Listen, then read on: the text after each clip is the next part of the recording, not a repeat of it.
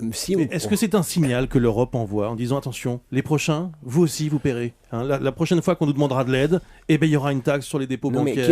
Et à chaque fois, ce sera plus violent, plus brutal. Mais il faut rembourser cette dette. Et il faut surtout éviter qu'elle grandisse.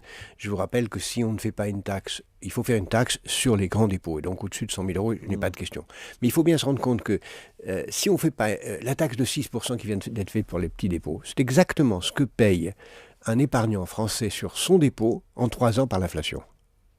Parce que vous avez une inflation de 2-3%, et si vous touchez sur un dépôt n'est pas placé avec un intérêt, vous payez cette taxe en question si scandaleuse tout le temps. Donc, d'une façon ou d'une autre, une dette doit être payée. Elle l'est par l'inflation, elle l'est par l'impôt, elle est d'une façon ou d'une autre. Donc il est très urgent de rembourser, de réduire la dette avant qu'elle ne devienne explosive, et il est très urgent de repartir dans un schéma de croissance, et il est très urgent d'échapper aux paradis fiscaux. Alors justement, comment est-ce qu'on a pu laisser se développer un paradis fiscal dans la zone euro ? Je pense que c'est très important non seulement de se poser cette question, mais de se poser la question des suivants.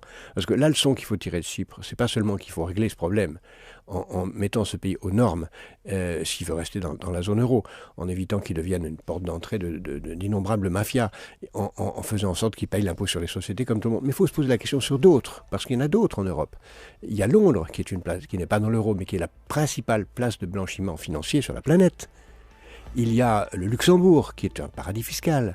Il y a l'Italie, qui commence, si sa situation politique continue à aller mal, à demander le même genre de réforme.